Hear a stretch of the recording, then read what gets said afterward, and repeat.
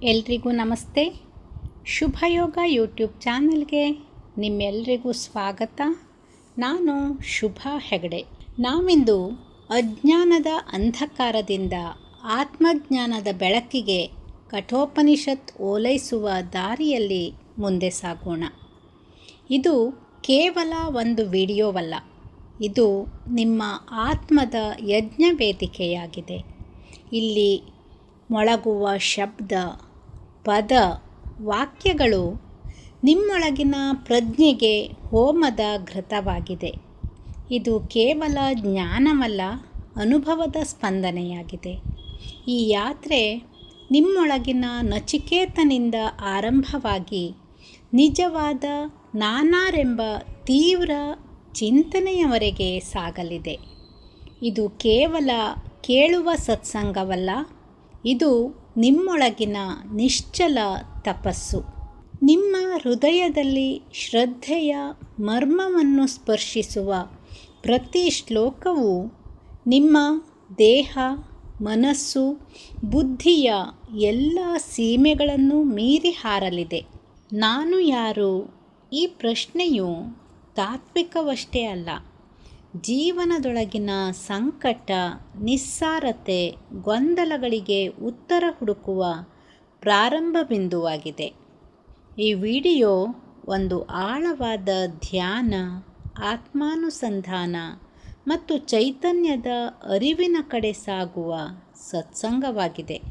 ಇದು ತಾತ್ವಿಕ ಚಿಂತನೆಯ ಶ್ರವಣ ಪಥ, ಧ್ಯಾನದ ಸಂಕಲ್ಪ ಪಥ, ಬದಲಾಗುವ ಬದುಕಿನ ಪಥ. ಈ ವಿಡಿಯೋದಲ್ಲಿ ನಾವು ಮಾತಾಡಲಿದ್ದೇವೆ, ಆತ್ಮಜ್ಞಾನವೆಂದರೆ ಏನು, ಅದು ಹೇಗೆ ಬದುಕನ್ನು ಪರಿವರ್ತಿಸುತ್ತೆ. ಇಲ್ಲಿಂದ ಆರಂಭವಾಗುತ್ತೆ ಒಂದು ಶ್ರವಣ, ಮನನ, ನಿಧಿಧ್ಯಾಸನದ ಪಥಯಾತ್ರೆ. ಇದು ನಿಮ್ಮೊಳಗಿನ ಆತ್ಮ ಸಾಕ್ಷಾತ್ಕಾರದ ಬೆಳವಣಿಗೆ.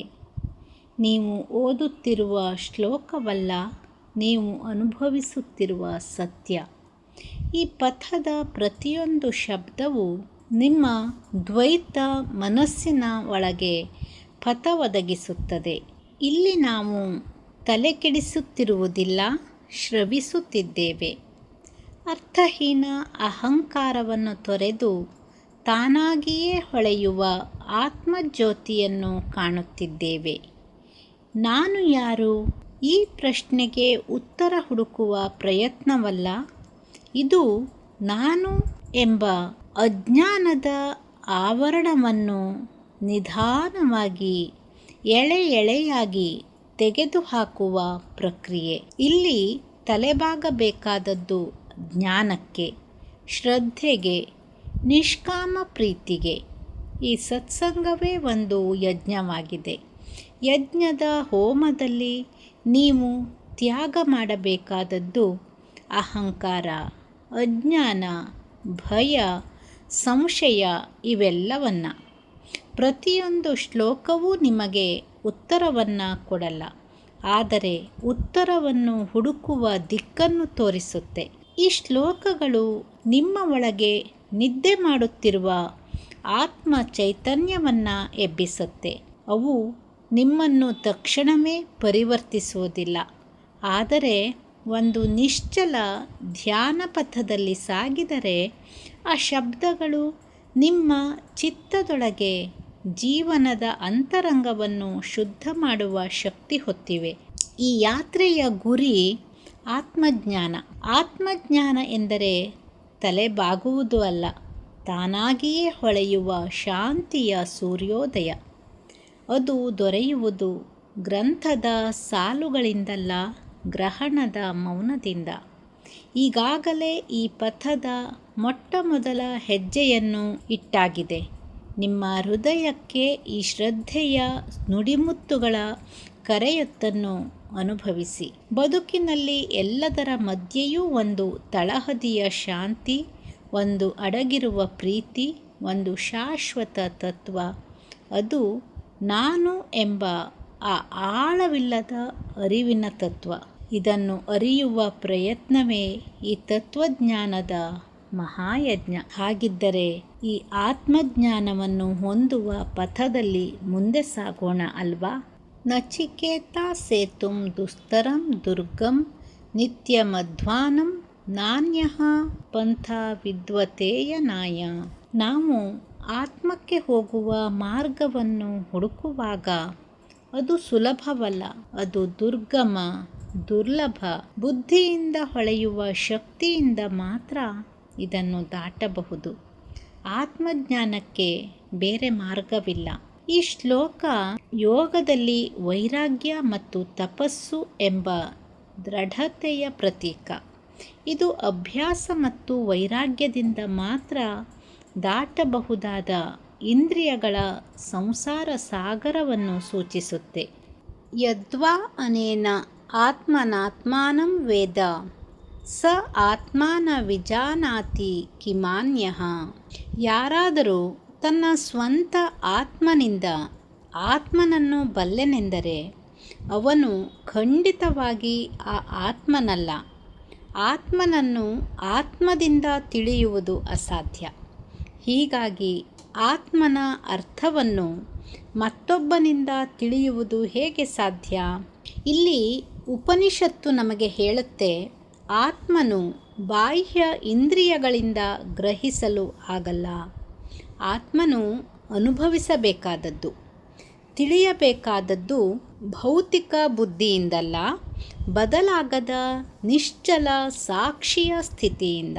ಧ್ಯಾನವೇ ಇಲ್ಲಿ ಮಾರ್ಗ. ಪತಂಜಲಿಯ ಅಷ್ಟಾಂಗ ಯೋಗದಲ್ಲಿ ಪ್ರತ್ಯಾಹಾರ, ಧಾರಣ, ಧ್ಯಾನ, ಸಮಾಧಿ ಎಂಬ ಕ್ರಮದ ಮೂಲಕ ಇಂದ್ರಿಯಗಳೇ ಒಳಗೆ ಹೋಗಿ ಆತ್ಮದಲ್ಲಿ ಲೀನವಾಗಬೇಕು. ಆತ್ಮನ ಅನುಭವವೇ ಆತ್ಮಜ್ಞಾನ. ಆಧ್ಯಾತ್ಮ ಪಥದಲ್ಲಿರೋ ಒಂದು ಹುಡುಗಿ ನಿತ್ಯವೂ ಜಪ ಮಾಡ್ತಾಳೆ, ಉಪನಿಷತ್ತು ಓದ್ತಾಳೆ. ಆದರೆ ದಿನಪೂರ್ವಕ ಧ್ಯಾನವಿಲ್ಲದೆ, ತನ್ನ ಮನಸ್ಸಿನ ಶುದ್ಧೀಕರಣವಿಲ್ಲದೆ ಆತ್ಮನನ್ನು ಅರಿತೆ ಎನ್ನೋ ಭ್ರಮೆಯಲ್ಲಿದ್ದಾಳೆ. ಉಪನಿಷತ್ತು ಹೇಳುತ್ತೆ, ಈ ಬುದ್ಧಿಯ ಆಲೋಚನೆಯ ಆತ್ಮವಲ್ಲ, ಆತ್ಮನು ಶುದ್ಧ ಸಾಕ್ಷಿ. ಇನ್ನೊಂದು ಉದಾಹರಣೆಯನ್ನು ನೋಡೋಣ. ಒಬ್ಬ ಯುವ ವಿಜ್ಞಾನಿ ಎಲೆಕ್ಟ್ರಾನ್ ಬಗ್ಗೆ, ನ್ಯೂರೋನ್ ಬಗ್ಗೆ ಆಳವಾಗಿ ಅರಿತಿರ್ತಾನೆ. ಆದರೆ ಅವನೊಳಗೆ ಆತ್ಮನ ನೆನಪಿಲ್ಲ. ಎಲ್ಲವೂ ತಿಳಿದಿದ್ರೂ ತನ್ನ ತಾನೆಯ ಆದಿ ಪ್ರಶ್ನೆಗೆ ಉತ್ತರ ಇಲ್ಲ. ನಾನು ಯಾರು? ಆತ್ಮಜ್ಞಾನ ಇಲ್ಲದೆ ಎಲ್ಲ ಜ್ಞಾನ ನಿಷ್ಪ್ರಯೋಜಕ. ಅವನಿಗೆ ಅವನ ಕುರಿತಾಗಿಯೇ ಇನ್ನೂ ಏನೂ ಗೊತ್ತಿಲ್ಲ. ಇಲ್ಲಿ ನೀಡಿರುವ ವಿಜ್ಞಾನಿಯ ಉದಾಹರಣೆಯಾಗಲಿ, ಹುಡುಗಿಯ ಉದಾಹರಣೆಯಾಗಲಿ ಕೇವಲ ಅವರಿಗಷ್ಟೇ ಅಲ್ಲ, ನಮ್ಮೆಲ್ಲರ ಜೀವನಕ್ಕೂ ಅನ್ವಯವಾಗುತ್ತೆ. ನಾವೆಲ್ಲರೂ ಯಾವುದೋ ಒಂದು ವಿಷಯದಲ್ಲಿ ಸ್ವಲ್ಪ ತಿಳಿದುಕೊಂಡು ಎಲ್ಲವೂ ತಿಳಿದಿದೆ ಅಂದ್ಕೊಳ್ತೀವಿ. ಆದರೆ ನಮ್ಮ ಕುರಿತಾಗಿಯೇ ನಾವು ತಿಳ್ಕೊಂಡಿರಲ್ಲ. ಈ ಶ್ಲೋಕ ನಮ್ಮನ್ನು ತರ್ಕದಿಂದ ಧ್ಯಾನಕ್ಕೆ ಕರೆದೊಯ್ಯುತ್ತೆ. ಆತ್ಮಜ್ಞಾನ ಪದಗಳಲ್ಲ, ಅದು ಮನಸ್ಸನ್ನು ಮೀರಿದ ಅನುಭವ. ಧ್ಯಾನ, ಶ್ರದ್ಧೆ, ನಿಷ್ಠೆಯಿಂದ ಮಾತ್ರ ಅದು ಪ್ರಾಪ್ತವಾಗುತ್ತೆ. ಯೋ ವೇತ್ಥ ಶ್ರುತ ಸಂಪ್ರೋಕ್ತಂ ಯೋಗಂ ದೇವಮಹರ್ಷಯಃ ಆತ್ಮೈವ ಸ ಯುಜ್ಯತೆ ಚೇದತ್ರ ತತ್ವಮವಾಪ್ನುಯಾತ್. ಯಾರು ಈ ಶ್ರುತಿಗಳಲ್ಲಿ ತಿಳಿಸಿರುವ ಯೋಗವನ್ನು ದೇವರುಗಳು ಮತ್ತು ಮಹರ್ಷಿಗಳು ಅನುಸರಿಸಿರುವ ಮಾರ್ಗವಾಗಿ ಅರಿತಿರುತ್ತಾರೋ ಅವರು ಇಲ್ಲಿ ಈ ಜೀವಿತದಲ್ಲಿಯೇ ಅದನ್ನು ಅನುಭವಿಸಿ ಅಮರತ್ವವನ್ನು ಹೊಂದುತ್ತಾರೆ. ಈ ಶ್ಲೋಕ ನಿಸ್ಸಂಶಯವಾಗಿ ಯೋಗ ಶುದ್ಧಿಯನ್ನು ಉಪನಿಷತ್ತಿನಲ್ಲಿ ಧ್ವನಿಸುತ್ತೆ. ಇಲ್ಲಿ ಯೋಗ ಅಂದರೆ ಕೇವಲ ಆಸನ ಅಥವಾ ಪ್ರಾಣಾಯಾಮ ಅಲ್ಲ, ಅದು ಆತ್ಮ ಪರಮಾತ್ಮನನ್ನು ಒಂದುಗೂಡಿಸುವ ಆಂತರಿಕ ಶಕ್ತಿ. ನಮಸ್ಕಾರಾಸನ ಅಥವಾ ನಾಡಿ ಶುದ್ಧಿ ಪ್ರಾಣಾಯಾಮ ಮಾಡುವಾಗ ಪ್ರತಿ ಉಸಿರಾಟದಲ್ಲೂ ನಾನು ಬ್ರಹ್ಮನೊಂದಿಗೆ ಒಂದಾಗುತ್ತೇನೆ ಎಂಬ ಭಾವನೆ ಇರಬೇಕು. ಇದನ್ನು ತಿಳಿಯದೆ ಕೇವಲ ದೈಹಿಕ ಯೋಗ ಮಾಡಿದರೆ ಶಕ್ತಿ ಹೊರಗಿನ ಸ್ತರದಲ್ಲಿ ಇರುತ್ತೆ. ಆದರೆ ಈ ಶ್ಲೋಕ ಅತ್ರೈವ ಇಲ್ಲಿ ಈ ಜೀವನದಲ್ಲೇ ಸಾಧ್ಯ ಎಂದಿರುವ ಕಾರಣ ನಮ್ಮ ನಿತ್ಯ ಯೋಗ ಅಭ್ಯಾಸದ ಮೂಲಕವೇ ಆತ್ಮಜ್ಞಾನ ಸಾಧ್ಯ. ಒಬ್ಬರು ಕೆಲವು ವರ್ಷಗಳಿಂದ ಯೋಗದ ಉದ್ದೇಶವೇ ಬಾಡಿ ಫಿಟ್ ಆಗಬೇಕು ಎಂಬುದಾಗಿ ನಡೆಸಿಕೊಂಡಿದ್ದರು. ಒಂದು ದಿವಸ ಅವರು ಪ್ರಾತಃ ಕಾಲ ಧ್ಯಾನದಿಂದ ತಾನು ಯಾರೋ ಒಬ್ಬನಾಗಿಲ್ಲ, ನಾನು ಪ್ರತ್ಯೇಕವಲ್ಲ ಎಂಬ ಆಳವಾದ ಅನುಭವವನ್ನು ಪಡಿತಾರೆ. ಅವರ ಪ್ರಾಣಾಯಾಮ, ಧ್ಯಾನ, ಸಂಯಮ ಎಲ್ಲವೂ ಆ ಕ್ಷಣದಲ್ಲಿ ತಾತ್ಪರ್ಯಪೂರ್ಣವಾಗಿ ಜೀವನ ಪರಿವರ್ತನೆಗೆ ಕಾರಣವಾಯಿತು. ನಿಮ್ಮ ಉಸಿರಿನ ಆಳದಲ್ಲಿ ಒಂದು ತತ್ವವಿದೆ. ಆ ತತ್ವವನ್ನು ಅರಿತರೆ ನಿಮ್ಮ ಹಸಿವು, ನೋವು ಎಲ್ಲವೂ ಮೀರಿದ ಶಾಂತಿ ಲಭಿಸುತ್ತೆ. ಈ ಶ್ಲೋಕವನ್ನು ಕೇಳಿದ ತಕ್ಷಣ ಕೆಲವು ಕ್ಷಣಗಳ ಮೌನದಲ್ಲಿ ನಾನು ಈ ಆತ್ಮಯೋಗದಲ್ಲಿ ಯಾವ ಹಂತದಲ್ಲಿದ್ದೇನೆ ಎನ್ನುವ ಪ್ರಶ್ನೆಯನ್ನು ಮೌನದಲ್ಲಿ ನಿಮ್ಮಲ್ಲಿ ಹಾಕಿಕೊಳ್ಳಿ. ಈ ಉಸಿರಾಟದಲ್ಲಿ ಶುದ್ಧಗೊಳಿಸೋಣ ನಮ್ಮ ಗ್ರಹಿಕೆ, ನಮ್ಮ ಅಹಂಕಾರ. ಈ ಉಸಿರಾಟ ವೇದಗಳ ಉಸಿರಿನಂತೆ ನಮ್ಮೊಳಗಿನ ತತ್ವ ಜಾಗೃತವಾಗಲಿ. ನಾಯಮಾತ್ಮ ಪ್ರವಚನೇನ ಲಭ್ಯೋ ನ ಮೇಧಯ ನ ಬಹುನಾ ಶ್ರುತೇನ ಯಮೈವೈಶ್ಯ ವೃಣುತೆ ತೇನ ಲಭ್ಯಃ ತಸ್ಯೈಷ ಆತ್ಮ ವಿವೃಣುತೆ ತನುಂ ಸ್ವಾಂ. ಈ ಆತ್ಮನು ಪಾಂಡಿತ್ಯದಿಂದ, ಧಾರಾಳವಾಗಿ ವೇದವನ್ನು ಕೇಳುವುದರಿಂದ ಅಥವಾ ಉಪನ್ಯಾಸಗಳನ್ನು ಕೇಳಿ ಶಬ್ದಗಳನ್ನು ಜೋಡಿಸುವ ಪ್ರಾವೀಣ್ಯದಿಂದ ಸಾಧ್ಯವಲ್ಲ. ಆತ್ಮನು ತಾನಾಗಿ ತನಗೆ ಅರ್ಪಿಸಿಕೊಂಡವನನ್ನು ಮಾತ್ರ ಆತ್ಮತತ್ವದ ದಾರಿಯಲ್ಲಿ ಅನುಗ್ರಹಿಸುತ್ತಾನೆ. ಅವನ ಬಾಳಿಗೆ ಆತ್ಮನು ತನ್ನ ಸ್ವರೂಪವನ್ನು ಒಗಟಾಗಿ ತೋರಿಸುತ್ತಾನೆ. ಈ ಶ್ಲೋಕ ನಮ್ಮ ಯೋಗ ಶಿಕ್ಷಕರಿಗೂ ವಿದ್ಯಾರ್ಥಿಗಳಿಗೂ ಪ್ರಬಲ ಸಂದೇಶವಾಗಿದೆ. ಒಬ್ಬನು ಚುರುಕಾಗಿ ಆಸನಗಳನ್ನು ಮಾಡೋದು, ಬಹು ಪದಗಳ ಪ್ರಪಂಚದಲ್ಲಿ ಮಾತನಾಡೋದು ಅವು ಆತ್ಮಾನುಭವಕ್ಕೆ ದಾರಿಯಲ್ಲ. ಯಾವಾಗ ನಾವು ಯೋಗವನ್ನು ಆತ್ಮ ಅರ್ಪಣೆಯ ರೂಪದಲ್ಲಿ ಮಾಡ್ತೀವೋ, ಆ ತಪಸ್ಸು, ಆ ಶುದ್ಧ ಆಸನ, ಆ ಪ್ರಾಣಾಯಾಮ, ಆಗ ಆತ್ಮತತ್ವ ತಾನಾಗಿ ಪ್ರಕಟವಾಗುತ್ತೆ. ಇದಕ್ಕೆ ಉದಾಹರಣೆಯಾಗಿ ನಮಗೆ ಎಲ್ಲರಿಗೂ ಗೊತ್ತಿರೋ ಒಂದು ಕಥೆಯನ್ನು ಹೇಳ್ತೀನಿ. ಅದು ಬೇರೆ ಯಾರೂ ಅಲ್ಲ, ವಾಲ್ಮೀಕಿ ಮಹರ್ಷಿಯ ಕಥೆ. ಮೊದಲು ದರೋಡೆಕೋರನಾದ ರತ್ನಾಕರ ನಂತರ ನಾರದರಿಂದ ರಾಮನಾಮವನ್ನು ಉಪದೇಶವಾಗಿ ಪಡೆದು ಆದಿಯಲ್ಲಿ ಮರ ಮರ ಎಂದು ಜಪಿಸ್ತಾ ತಾನು ಯಾರೂ ಅಲ್ಲ, ಆತ್ಮನೇಕೇನೂ ಭಿನ್ನವಲ್ಲ ಎಂದು ಅರಿತು ವಾಲ್ಮೀಕಿ ಎಂಬ ಋಷಿಯಾದರು. ರಾಮಾಯಣದ ಜ್ಞಾನ ಸಾಗರವನ್ನು ರಚಿಸಿದರು. ಅವರು ಪಾಂಡಿತ್ಯದಿಂದ ಅಲ್ಲ, ಆತ್ಮಾರ್ಪಿತ ಧ್ಯಾನದಿಂದ ಮಹಾನರಾದರು. ಆತ್ಮನ ದ್ವಾರ ಅಲಂಕರಿಸೋಣ, ಪುಸ್ತಕಗಳ ಹಾರವನ್ನಲ್ಲ. ಹೃತ್ಪೂರ್ವಕ ಶರಣಾಗತಿಯ ದೀಪವನ್ನಿಟ್ಟು ಆತ್ಮನನ್ನು ಆಮಂತ್ರಿಸೋಣ. ನಾನು ಆತ್ಮನನ್ನು ಅರಿಯಲು ನನ್ನ ಬುದ್ಧಿಯ ಅರಿವನ್ನು ಅರ್ಪಿಸುತ್ತಿದ್ದೇನೆ, ಅಷ್ಟೇನಾ? ಇಲ್ಲವೇ ನಾನು ನನ್ನ ಅಂತರಂಗವನ್ನು ಸಂಪೂರ್ಣವಾಗಿ ಅರ್ಪಿಸುತ್ತಿದ್ದೇನಾ ಎಂದು ಮೌನವಾಗಿ ನಿಮ್ಮಲ್ಲಿಯೇ ಒಂದು ಪ್ರಶ್ನೆಯನ್ನು ಹಾಕಿ ನೋಡಿ.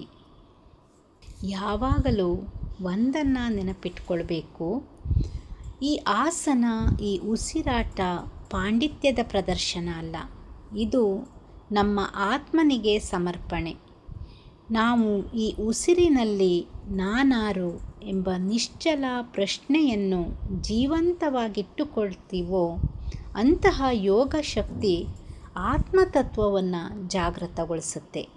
ಇಂದಿನ ದಿನಗಳಲ್ಲಿ ಬಹಳ ಮಂದಿ ಯೂಟ್ಯೂಬ್ ಕ್ಲಾಸು, ಪುಸ್ತಕ, ಪಾಠ ಸಾಕಷ್ಟು ಓದ್ತಿದ್ದಾರೆ, ಆದರೆ ಆತ್ಮಜ್ಞಾನ ಅನುಭವವಾಗ್ತಿಲ್ಲ. ಯಾಕೆ? ಆತ್ಮಜ್ಞಾನ ಎಂಬುದು ಶಬ್ದಗಳ ಮಟ್ಟಕ್ಕೆ ಸೀಮಿತವಾದಾಗ ಅದು ಬಾಹ್ಯವಾಗುತ್ತೆ. ಆದರೆ ಭಕ್ತಿಯಿಂದ, ಶ್ರದ್ಧೆಯಿಂದ ಶರಣಾಗಿ ಆತ್ಮನ ಕಡೆ ನೋಡುವಾಗ ಅವನು ತನ್ನನ್ನು ತಾನು ಬಹಿರಂಗಪಡಿಸ್ತಾನೆ. ಈ ಶ್ಲೋಕದ ಶಕ್ತಿ ಅಪರಿಮಿತ. ನಾವು ಬುದ್ಧಿಯ ತಾಪತ್ರಯವನ್ನು ಬದಿಗಿಟ್ಟು ಹೃದಯದಿಂದ ಆತ್ಮಜ್ಞಾನವನ್ನು ಕರೆದೊಯ್ಯೋಣ.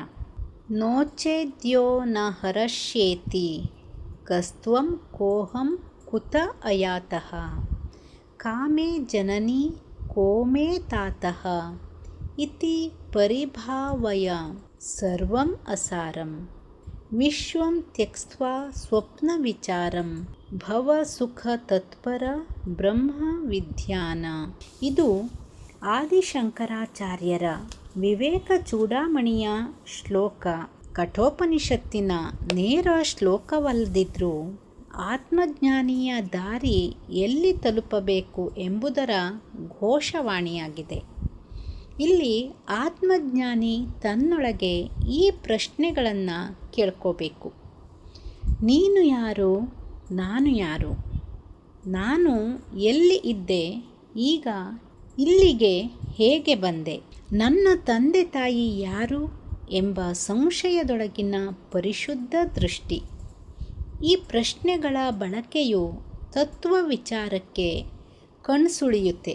ಇವು ಜಗತ್ತಿನ ಪ್ರತಿಯೊಂದು ಸಂಬಂಧ, ಪದಾರ್ಥ, ಸ್ಥಾನ ಮತ್ತು ಪಾತ್ರಗಳೆಲ್ಲವೂ ಸ್ವಪ್ನದಂತೆ ಎಂದೇ ಪ್ರತ್ಯಕ್ಷವಾಗುತ್ತೆ. ವಿಶ್ವಂ ತ್ಯಕ್ತ್ವಾ ಸ್ವಪ್ನ ವಿಚಾರಂ. ಈ ಸಂಪೂರ್ಣ ಜಗತ್ತನ್ನು ಸ್ವಪ್ನದಂತೆ ಕಾಣುವ ನಿರೀಕ್ಷೆಯೊಂದಿಗೆ ಭವ ಸುಖ ತತ್ಪರ ಬ್ರಹ್ಮ ವಿದ್ಯಾನ. ಸುಖದ ಮೂಲವಾದ ಬ್ರಹ್ಮಜ್ಞಾನವನ್ನು ಅರಿತುಕೋ. ಯೋಗದಲ್ಲಿಯೂ ಇದೇ ತತ್ವ ಇದೆ. ಧ್ಯಾನ ಮಾಡುವಾಗ ನಾವು ನಾನು ಯಾರು ಎಂಬ ಜ್ಞಾನಯೋಗದ ಪ್ರಶ್ನೆಯೊಂದಿಗೆ ಕುಳಿತುಕೊಳ್ತೀವಿ. ಪ್ರತ್ಯಕ್ಷವಾಗಿ ನಿಶ್ವಾಸ, ಹೃದಯ ಬಡಿತ, ಅಭಿಪ್ರಾಯಗಳೆಲ್ಲವೂ ಬದಲಾಗುತ್ತಿರುವುದು ಸ್ವಪ್ನ ವಿಚಾರದಂತೆ ಸ್ಪಷ್ಟವಾಗುತ್ತೆ. ಪ್ರತಿಯೊಬ್ಬ ಯೋಗ ಶಿಷ್ಯನು ಆತ್ಮಜ್ಞಾನಿಯ ದಾರಿಯಲ್ಲಿ ಇದೇ ಶ್ಲೋಕದ ಅನುಭವವನ್ನು ತನ್ನ ಧ್ಯಾನ ಪ್ರಕ್ರಿಯೆಯೊಳಗೆ ಅನುಸರಿಸಬೇಕು. ಒಬ್ಬ ಉದ್ಯೋಗಸ್ಥ ದಿನದ ಬೆಳಗ್ಗೆ ನಿಲ್ಲದೆ ಕೆಲಸ, ಮನೆಯ ಹೊರೆ, ಮಕ್ಕಳ ಭವಿಷ್ಯದ ಆತಂಕ ಇವೆಲ್ಲವುಗಳಲ್ಲೂ ಇರ್ತಾನೆ. ಅವನ ತುಂಬ ಇರುವ ಜವಾಬ್ದಾರಿ ಎಲ್ಲವೂ ಅವನೇ ಎಂದು ನಿರ್ಧರಿಸಿಕೊಂಡ ಅಭಿಮಾನದ ಫಲವಾಗಿರುತ್ತೆ. ಆದರೆ ಆತನೊಳಗಿನ ನಾನು ಇದಕ್ಕೆ ಎಲ್ಲ ಜವಾಬ್ದಾರಿಯ ಶಕ್ತಿ ಆಗಿರುವುದೋ ಅಥವಾ ಈ ನಾನು ಎಂಬ ಎತ್ತರದ ಅರ್ಥವೇನು? ಈ ಶ್ಲೋಕ ಜೀವನದಲ್ಲಿ ನಿಶ್ಚಿತತೆ ಇದೆ ಎಂಬ ಕಲ್ಪನೆಗೂ ಚೀಲಿಕಾಯಿ ಹೊಡೆದಂತೆ. ಪರಾಂಚಿಖಾನಿ ವ್ಯತ್ರಣತ್ ಸ್ವಯಂಭೂ ತಸ್ಮಾತ್ ಪರಂ ಪಶ್ಯತಿ ನಾಂತರಾತ್ಮನ್ ಕಶ್ಚಿದ್ಧೀರಃ ಪ್ರತ್ಯಗಾತ್ಮಾನಮೈಕ್ಷತ್ ಆವೃತ್ತ ಚಕ್ಷು ಅಮೃತತ್ವಂ ಇಚ್ಛನ್. ಸ್ವಯಂಭುವಾದ ಈಶ್ವರನು ಇಂದ್ರಿಯಗಳನ್ನು ಹೊರಗೆ ಮುಖ ಮಾಡುವಂತೆ ಸೃಷ್ಟಿಸಿದ್ದಾನೆ. ಆ ಕಾರಣದಿಂದಲೇ ಮಾನವನು ಹೊರಗಿನ ವಿಶ್ವವನ್ನೇ ನೋಡುತ್ತಾನೆ, ಆತ್ಮವನ್ನು ನೋಡುವ ಪ್ರಯತ್ನ ಮಾಡಲ್ಲ. ಆದರೆ ಧೈರ್ಯವಂತನು, ಜ್ಞಾನದ ಆಸೆ ಇರುವ ಮಹಾತ್ಮನು ಮಾತ್ರ ತನ್ನ ದೃಷ್ಟಿಯನ್ನು ಒಳಗೆ ತಿರುಗಿಸಿ ಆತ್ಮನನ್ನು ಅವಲೋಕಿಸುತ್ತಾನೆ. ಹೀಗೆ ಆತ್ಮನ ದರ್ಶನದ ಮೂಲಕ ಅವನು ಅಮೃತತ್ವವನ್ನು ಅಥವಾ ಮೋಕ್ಷವನ್ನು ಆಪ್ತಗೊಳಿಸುತ್ತಾನೆ. ಇದೇ ಅರ್ಥವನ್ನು ನೀಡುವ ವಿವೇಕ ಚೂಡಾಮಣಿಯ ಇನ್ನೊಂದು ಶ್ಲೋಕವನ್ನು ನೋಡೋಣ. ನ ಚಾಪಿ ಲೋಕೋ ನ ವೇದ ನ ದೇಹೋ ನ ಇಂದ್ರಿಯಾಣಿ ನ ತದ್ಧಿಯಂ ಚ ವೃತ್ತಿಃ ನಾಮೇ ರಜೋ ನಾಪಿ ಚ ತತ್ಪರಾಧಿಃ ಶುದ್ಧೋ ಹ್ಯಹಂ ಸಾಂದ್ರಚಿದೇವ ಕೇವಲಃ. ನಾನು ಲೋಕವಲ್ಲ, ವೇದವಲ್ಲ, ದೇಹವಲ್ಲ, ಇಂದ್ರಿಯಗಳೂ ಅಲ್ಲ, ಅಲ್ಲದೆ ಮನಸ್ಸಿನ ಕಲ್ಪನೆಗಳೂ ಅಲ್ಲ. ನಾನು ಯಾವ ರಜೋಗುಣವೂ ಅಲ್ಲ, ಅದರ ಅಧೀನವೂ ಅಲ್ಲ. ನಾನು ಶುದ್ಧನು, ಸಂಪೂರ್ಣ ಜ್ಞಾನ ಸ್ವರೂಪನಾದ ಚೈತನ್ಯ ಮಾತ್ರನು. ಈ ಎರಡೂ ಶ್ಲೋಕಗಳು ಆತ್ಮಜ್ಞಾನದ ಎತ್ತರವನ್ನು ಬಿಂಬಿಸುತ್ತೆ. ಕಠೋಪನಿಷತ್ತಿನಲ್ಲಿ ಧೀರನಾಗಿದ್ದ ನಚಿಕೇತನು ಒಳಗೆ ತಿರುಗಿದ ದೃಷ್ಟಿಯಿಂದ ಆತ್ಮವನ್ನು ಅರಿತುಕೊಳ್ಳುತ್ತಾನೆ ಎಂಬ ಸಂದೇಶ ಮತ್ತು ವಿವೇಕ ಚೂಡಾಮಣಿಯಲ್ಲಿ ಶಂಕರಾಚಾರ್ಯರು ಆತ್ಮನ ಸಚ್ಚಿದಾನಂದ ಸ್ವರೂಪವನ್ನು ಸ್ಪಷ್ಟವಾಗಿ ನಿರೂಪಿಸುತ್ತಾರೆ. ಈ ಶ್ಲೋಕ ನಮ್ಮ ಧ್ಯಾನ ಯೋಗದ ಒಳನೋಟ. ನಾವು ದೇಹದ ಮಡುವಿಗೆ ಹೋಗದೆ, ಮನಸ್ಸನ್ನು ಮೌನ ಮಾಡದೆ ಆತ್ಮಾನುಭವವನ್ನು ಪಡೆಯಲು ಸಾಧ್ಯವಿಲ್ಲ. ಹೀಗಾಗಿ ಪ್ರತಿದಿನದ ಧ್ಯಾನ ನಾನು ದೇಹವಲ್ಲ, ನಾನು ಮನಸ್ಸು ಅಲ್ಲ, ನಾನು ಶುದ್ಧ ಸಾಕ್ಷಿ ಎಂಬ ಸಾಕ್ಷಿ ಭಾವನೆಯಲ್ಲಿ ಪವಿತ್ರ ಯೋಗವಾಗಿದೆ. ಒಬ್ಬ ಉದ್ಯೋಗದಲ್ಲಿರೋ ಮಹಿಳೆ ಪ್ರತಿದಿನ 8 ಗಂಟೆ ಕೆಲಸವನ್ನು ಮಾಡ್ತಾಳೆ. ಮನೆಯ ಜವಾಬ್ದಾರಿ, ತೊಂದರೆಗಳು, ಒತ್ತಡ ಎಲ್ಲವನ್ನ ಅನುಭವಿಸ್ತಿರ್ತಾಳೆ. ಆಕೆ ಬಯಸ್ತಾಳೆ, ನಿಜವಾದ ಶಾಂತಿ ಎಲ್ಲಿದೆ? ಆಕೆ ಧ್ಯಾನ ಆರಂಭಿಸ್ತಾಳೆ. ಪ್ರತಿ ದಿವಸ 10 ನಿಮಿಷ ಆತ್ಮ ವಿಚಾರದಲ್ಲಿ ತೊಡಗ್ತಾಳೆ. ನಾನು ಯಾರು ಎಂಬ ಪ್ರಶ್ನೆಗೆ ಶಾಂತವಾಗಿ ಉತ್ತರ ಬರುತ್ತಿರಲಿಲ್ಲ. ಆದರೆ ಆ ಮೌನದಲ್ಲಿ ಒಂದಷ್ಟು ನಿಷ್ಪತ್ತಿ, ಆಳವಾದ ಶಾಂತಿ, ಆಗಾಗ ಆತ್ಮದ ಸ್ಪರ್ಶವನ್ನು ಅನುಭವಿಸ್ತಾ ಇದ್ಲು. ಈ ಶ್ಲೋಕಗಳು ಅಂಥವರಿಗೂ ಹೇಳುತ್ತೆ, ತೋರುವ ಸುಖ, ತೋರುವ ದುಃಖಗಳ ನಡುವಿನ ಶಾಶ್ವತ ತಪ್ತ ಮತ್ತು ಛಾಯೆ ಯಾವುದು? ಅದೇ ಆತ್ಮದ ಅರಿವು. ಸ್ವಯಂಭೂ ಇಂದ್ರಿಯಗಳನ್ನು ಹೊರಗೆ ನೋಡುವಂತೆ ನಿರ್ಮಿಸಿದ್ದಾನೆ. ಇದು ನಮ್ಮ ಪ್ರಕೃತಿಯೇ. ಕಣ್ಣುಗಳು ಹೊರಗೆ ನೋಡುವಂತೆ, ಕಿವಿಗಳು ಹೊರಗಿನ ಧ್ವನಿಯ ಕಡೆ ಮತ್ತು ಮನಸ್ಸು ಬಾಹ್ಯ ಜಗತ್ತಿನ ಕಡೆ ಹೊರಡುತ್ತದೆ. ಅದಕ್ಕಾಗಿಯೇ ಮನುಷ್ಯನು ತನ್ನ ಅಂತರಾತ್ಮನನ್ನು ನೋಡೋಕ್ಕೆ ಸಾಧ್ಯ ಇಲ್ಲ. ಅವನ ದೃಷ್ಟಿ ಸದಾ ಹೊರಗಿನ ಜಗತ್ತಿನ ಮೇಲಿರುತ್ತೆ. ಈ ದೃಷ್ಟಿ ಎಷ್ಟು ಹಾಸ್ಯಾಸ್ಪದ! ಹಿರಣ್ಯಗರ್ಭನ ರಚನೆಯೇ ಇಂತಹ ಇಂದ್ರಿಯ ಸರಣಿ. ಇದು ಮನುಷ್ಯನಿಗೆ ಆಳವಾದ ಸ್ವಾನುಸಂಧಾನಕ್ಕೆ ಅಡೆತಡೆ ಉಂಟು ಮಾಡುತ್ತೆ. ಆದರೆ ಕೆಲವರು ಧೀರರು, ಅಂದರೆ ಸಾಧಕರು ಅಥವಾ ಆತ್ಮವಿಚಾರಕರು, ತಮ್ಮ ಗಮನವನ್ನು ಹೊರಗಿನಿಂದ ಹಿಮ್ಮೆಟ್ಟಿಸಿ ಆತ್ಮತತ್ವವನ್ನು ಒಳಗೆ ನೋಡೋಕ್ಕೆ ಪ್ರಯತ್ನಿಸ್ತಾರೆ. ಅವರು ತಮ್ಮ ದೃಷ್ಟಿಯನ್ನು ಅಂತರ್ಮುಖಿಯಾಗಿಸ್ತಾರೆ, ಬಾಹ್ಯ ವಿಷಯಗಳನ್ನು ಮುಚ್ಚುತ್ತಾರೆ. ಏಕೆಂದರೆ ಅವರಿಗೆ ಅಮೃತತ್ವ ಬೇಕಾಗಿದೆ. ಇವರ ದೃಷ್ಟಿ ಈಗ ನಾನು ಯಾರು ಎಂಬ ಪ್ರಶ್ನೆಯ ಉತ್ತರ ಹುಡುಕಲು ಬಾಹ್ಯ ವಸ್ತುಗಳಿಂದ ದೂರವಾಗುತ್ತೆ. ಈ ಶ್ಲೋಕದಲ್ಲಿ ಹೇಳಿದ ರೀತಿಯಲ್ಲಿ ನಾವು ಪ್ರತಿದಿನವೂ ನಮ್ಮ ಇಂದ್ರಿಯಗಳಿಂದ ಹೊರಗಿನ ಲೋಕವನ್ನು ನೋಡ್ತೀವಿ. ಆಸನ ಮಾಡುವಾಗಲೂ ನಮ್ಮ ಗಮನ ಎಲ್ಲಿರುತ್ತೆ? ಯಾರಾದರೂ ನನ್ನ ನೋಡ್ತಿದ್ದಾರಾ? ನಾನು ಸರಿಯಾಗಿ ಮಾಡ್ತಿದ್ದೀನಾ ಎನ್ನೋ ಭಾವನೆ ಇದ್ದಿರುತ್ತೆ. ಇನ್ನು ಎಷ್ಟೋ ಜನರಿಗೆ ನಾನು ಸೋಷಿಯಲ್ ಮೀಡಿಯಾಗೆ ಪೋಸ್ಟ್ ಮಾಡೋಕ್ಕೆ ಹೇಗೆ ಕಾಣಬೇಕು, ಇಂತಹವುಗಳಲ್ಲೇ ನಮ್ಮ ಗಮನ ಹೆಚ್ಚಾಗಿರುತ್ತೆ. ಇದೆಲ್ಲ ಪರಾಂಚಿಕಾನಿ, ಅಂದರೆ ಇಂದ್ರಿಯಗಳು ಹೊರಗೆ ಹರಿಯುತ್ತಿರೋ ಸ್ಥಿತಿ. ಆದರೆ ಪ್ರತ್ಯಾಹಾರ ಎಂಬ ಒಂದು ಯೋಗಾಂಗ ಇದೆ. ಇದು ಹೊರಗೆ ಹರಿಯುವ ಇಂದ್ರಿಯಗಳನ್ನು ಹಿಂದಕ್ಕೆ ತಂದು ಅಂತರ್ಮುಖಿ ಮಾಡುತ್ತೆ. ಹಾಗಾದರೆ ಧ್ಯಾನ, ಆತ್ಮಜ್ಞಾನ, ಯೋಗ ಇವೆಲ್ಲವೂ ಈ ಒಂದು ಶ್ಲೋಕದಲ್ಲೇ ನಿಹಿತವಾಗಿದೆ. ಇದಕ್ಕೆ ಒಂದು ಉದಾಹರಣೆಯನ್ನು ನೋಡೋಣ. ಒಂದು ಯುವತಿ IT ಉದ್ಯೋಗದಲ್ಲಿದ್ದಾಳೆ. ದಿನವಿಡೀ ಲ್ಯಾಪ್ಟಾಪ್, ಮೀಟಿಂಗ್, ಸಾಮಾಜಿಕ ಜಾಲತಾಣ, ಇಮೇಲ್, ಮನೋವೇಗ ಎಲ್ಲದರ ನಡುವೆ ಅವಳ ದಿನಚರಿ ನಡೀತಾ ಇರುತ್ತೆ. ಆಕೆ ತನ್ನ ಜೀವನದಲ್ಲಿ ಖುಷಿಯಾಗಿಲ್ಲ. ಆದರೆ ಏನು ಬೇಕು ಎನ್ನೋ ಸ್ಪಷ್ಟತೆ ಇಲ್ಲ. ಇದು ಪರಂಗ್ ಪಶ್ಯತಿ ನ ಅಂತರಾತ್ಮನ್ ಎಂಬ ಸ್ಥಿತಿ. ಆಕೆ ಒಂದು ದಿನ ತೀರ್ಮಾನ ಮಾಡ್ತಾಳೆ, ನನಗೆ ನಿಜವಾದ ಶಾಂತಿ ಬೇಕು ಅಂತ. ಆಗ ಅವಳು ಯೋಗ ಜೀವನದ ಆಯ್ಕೆಯನ್ನು ಮಾಡ್ಕೋತಾಳೆ. ತನ್ನ ದೇಹದೊಳಗೆ ಉಸಿರಿನ ಮೇಲೆ ಗಮನ ಹರಿಸ್ತಾಳೆ. ಇದುವೇ ಅವೃತಚಕ್ಷಣಃ ಅಮೃತತ್ವಂ ಇಚ್ಛನ್. ಈ ಶ್ಲೋಕದಿಂದ ನಮಗೆ ಸ್ಪಷ್ಟವಾಗುತ್ತೆ, ಬಾಹ್ಯ ಜೀವನದಲ್ಲಿ ಹರಿದು ಹೋಗೋದು ತಾತ್ಕಾಲಿಕ, ಆದರೆ ಧೀರರು ಮಾತ್ರ ತಮ್ಮ ಅಂತರಾಳವನ್ನು ಹತ್ತಿರದಿಂದ ನೋಡುವ ಧೈರ್ಯವನ್ನು ಮಾಡ್ತಾರೆ. ಯೋಗ, ಧ್ಯಾನ, ಸ್ವಾಧ್ಯಾಯ ಇವೆಲ್ಲವೂ ಆ ಧೈರ್ಯವಂತಿಕೆಯ ಫಲವಾಗಿದೆ. ಅದೆಷ್ಟೋ ವರ್ಷಗಳಿಂದ ಶಾರೀರಿಕ, ಮಾನಸಿಕ ಅನಾರೋಗ್ಯದಲ್ಲಿ ಬಳಲ್ತಾ ಇರ್ತಾರೆ, ಸಮಸ್ಯೆಯಲ್ಲಿ ತೊಳಲಾಡ್ತಾ ಇರ್ತಾರೆ. ಅಂತಹವರು ಅಲ್ಲಿ ಇಲ್ಲಿ ಅಲೆದಾಡೋ ಬದಲು ಶಾಶ್ವತ ಪರಿಹಾರವಾದ ಯೋಗ ಜೀವನವನ್ನು ಅಳವಡಿಸಿಕೊಂಡ್ರೆ ಖಂಡಿತ ತಮ್ಮ ಸಮಸ್ಯೆಯಿಂದ ಹೊರಬರೋಕ್ಕೆ ಸಾಧ್ಯ. ಸಮಸ್ಯೆಗೆ ಪರಿಹಾರ ಹೊರಗಡೆ ಇಲ್ಲ, ಅವರ ಆಳದಲ್ಲಿಯೇ ಇದೆ ಎನ್ನುವ ಅರಿವು ಅವರಿಗೆ ಉಂಟಾಗತ್ತೆ. ನಾವು ತಿಳಿಯಬೇಕಾದ ಪ್ರಮುಖ ಅಂಶಗಳೆಂದರೆ ಸ್ವತಃ ದೃಷ್ಟಿ.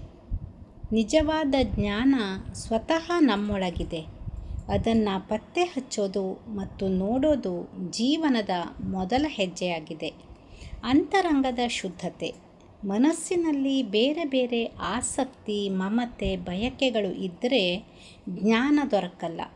ಆ ಮಳೆ ಕಳೆದು ಶುದ್ಧತೆ ತರುವುದೇ ಯೋಗದ ಮುಖ್ಯ ಹಾದಿ. ವಿವೇಕ, ತ್ರಿಕಾಲ ಶುದ್ಧತೆ.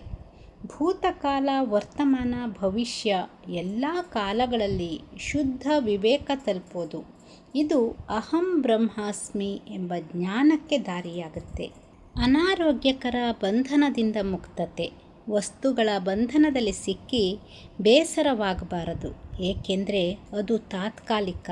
ನಿಜವಾದ ಮುಕ್ತಿ ಆತ್ಮಜ್ಞಾನದಲ್ಲಿ ಮಾತ್ರ ಇದೆ. ನಮ್ಮ ಯೋಗಾಭ್ಯಾಸ ಈ ಆತ್ಮಜ್ಞಾನಕ್ಕೆ ಸೇರುವ ಸೇತುವೆಯಾಗಿ ಪರಿಣಮಿಸಬೇಕು. ಧ್ಯಾನ, ಪ್ರಾಣಾಯಾಮ ಸಾನ್ನಿಧ್ಯವು ಮನಸ್ಸನ್ನು ಶಾಂತ ಮಾಡಿ ಆತ್ಮದ ಕಡೆ ಗಮನ ಹರಿಸೋಕೆ ನೆರವಾಗುತ್ತೆ.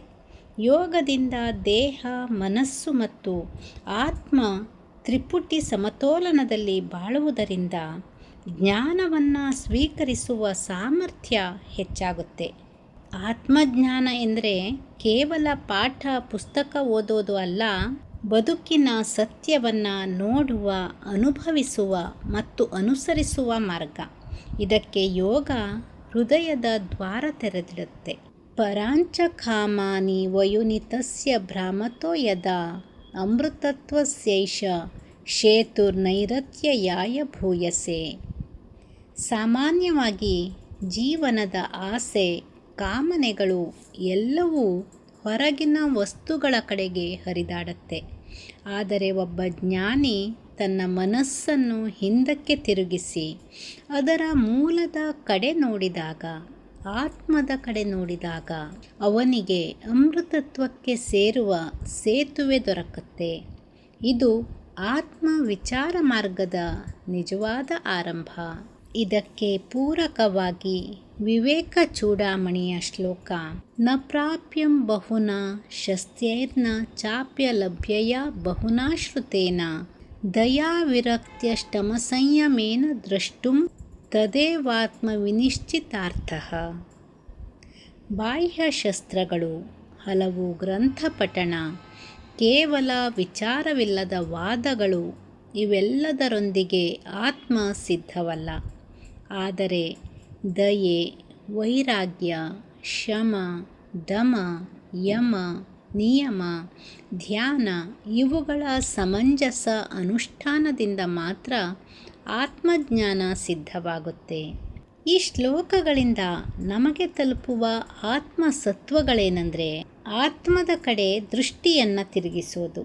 ಇಂದಿನ ಕಾಲದಲ್ಲಿ ನಾವು ಎಷ್ಟು ಹೊರಗಿನ ಜಗತ್ತಿನಲ್ಲಿ ತೊಡಗಿಸಿಕೊಂಡಿದ್ದೀವಿ. ಯೋಗವು ತಿಳಿಸುತ್ತೆ, ಪ್ರತ್ಯಾಹಾರ ಧಾರಣೆಯ ಮೂಲಕ ಈ ದಿಕ್ಕು ತಿರುಗೋದು ಸಾಧ್ಯ.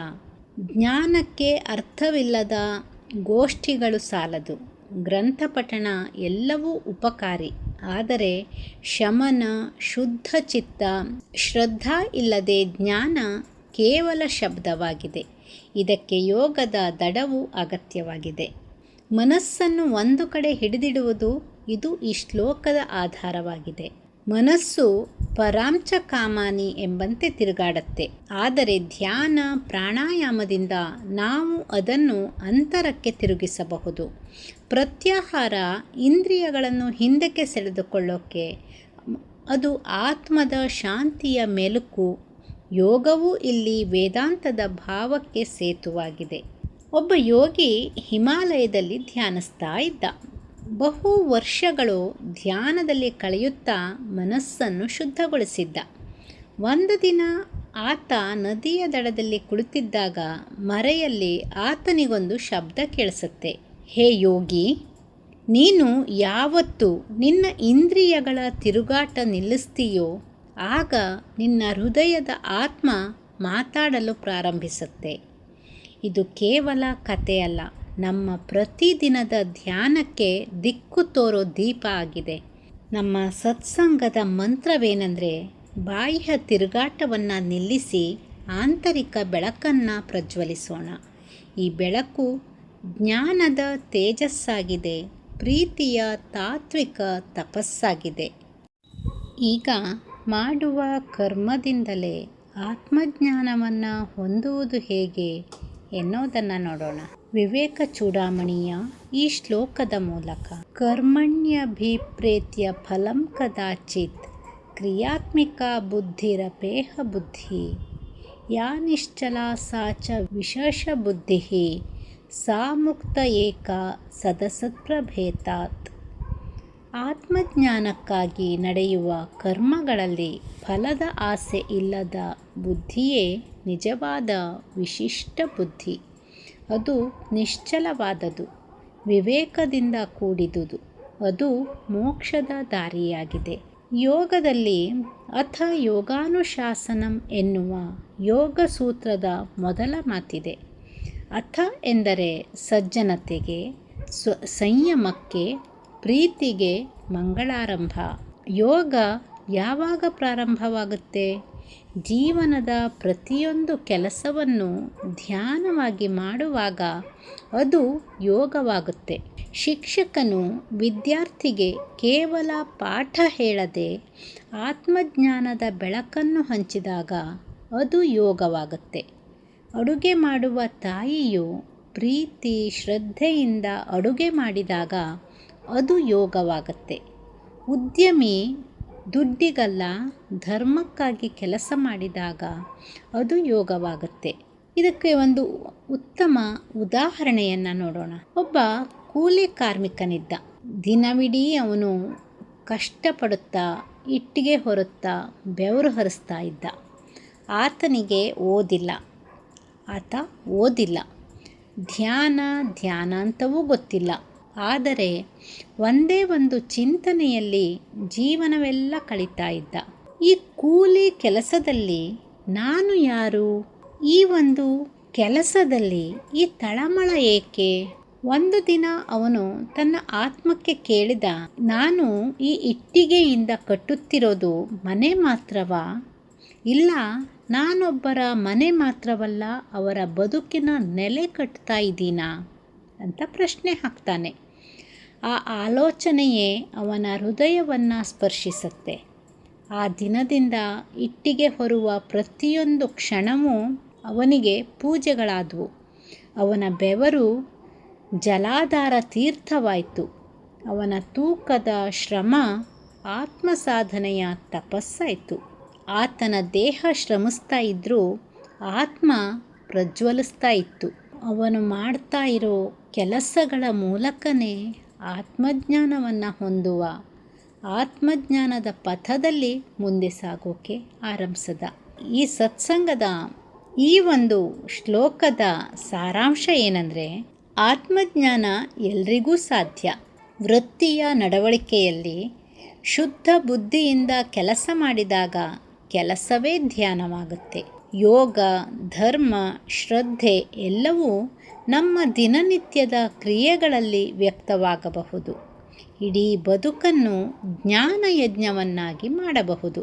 ಈ ಆತ್ಮಜ್ಞಾನ ಪಥದಲ್ಲಿ ನಡೆಯುವವನಿಗೆ ತೋರಬೇಕಾದ ದಾರಿಯೂ ದಾರಿಯಲ್ಲಿ ಕಾಣುವ ವೈರಾಗ್ಯವು, ಮೌನದ ಅಂತಃಪ್ರಜ್ಞೆಯು ತಾನು ಯಾರು ಎಂಬುದರ ಸ್ಪಷ್ಟತೆಗೆ ಅಗತ್ಯ.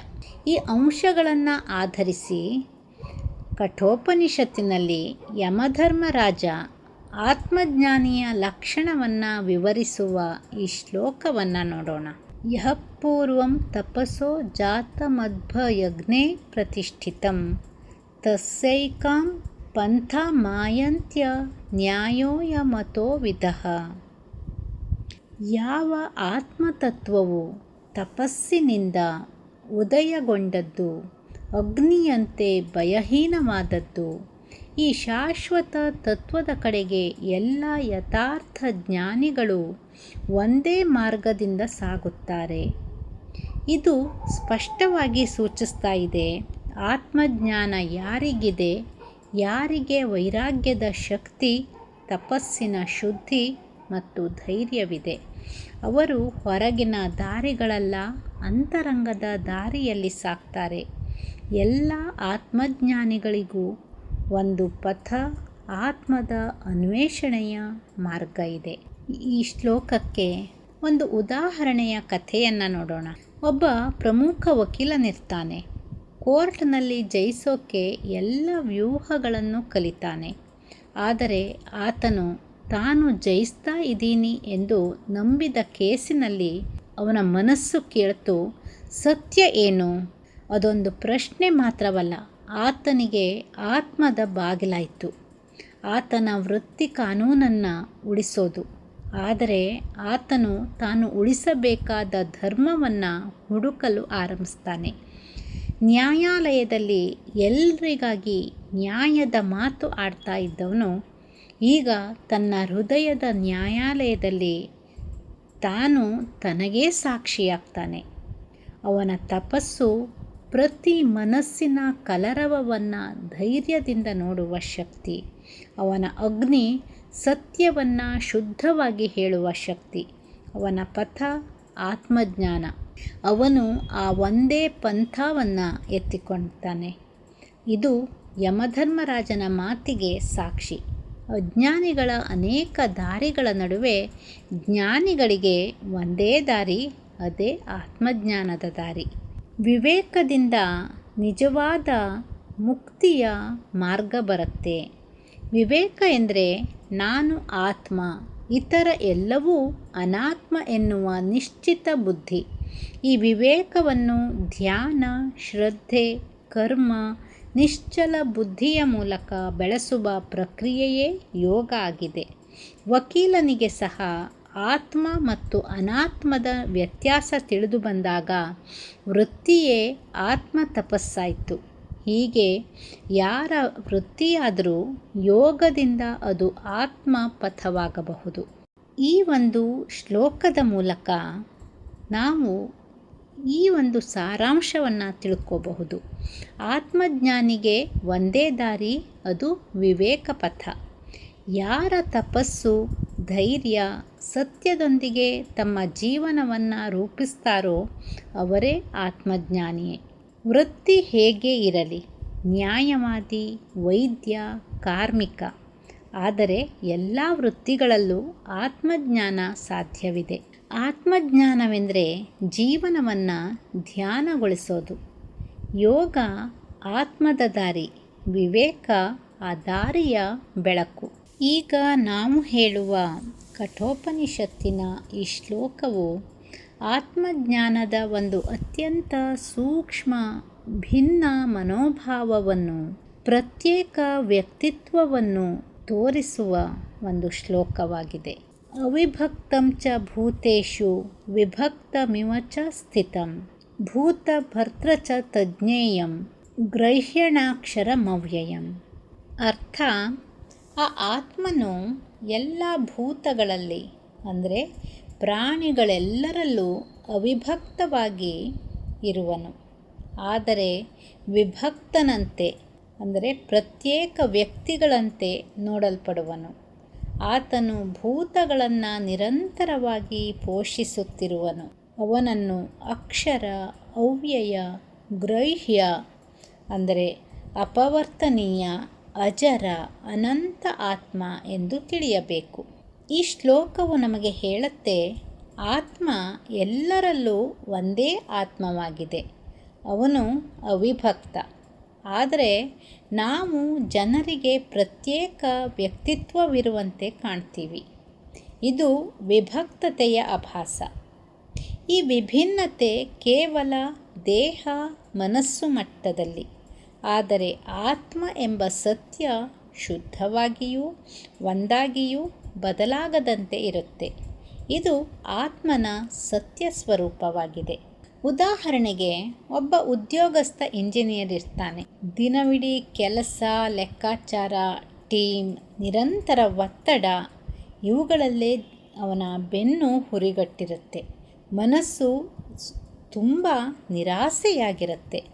ಅವನಿಗೆ ಅನಿಸುತ್ತೆ, ನಾನೇಕೆ ಏನೇನೂ ಸಾಧಿಸಿಲ್ಲ, ನಾನು ಯಶಸ್ವಿಯಾಗಿದ್ದೀನಾ ಅಂತ ಅವನ ಮನಸ್ಸಲ್ಲೇ ಅನಿಸೋಕೆ ಶುರುವಾಗುತ್ತೆ.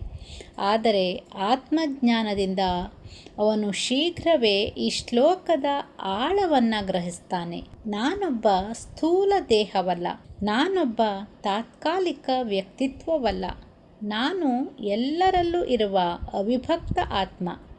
ನನ್ನೊಳಗಿನ ಶಾಂತಿ, ಜ್ಞಾನ, ಸಂಪೂರ್ಣತೆ ಯಾವ ಹೊರಗಿನ ಯಶಸ್ಸಿನಿಂದಲೂ ಕಡಿಮೆಯಾಗಿಲ್ಲ, ಕಡಿಮೆಯಾಗುವುದೂ ಇಲ್ಲ.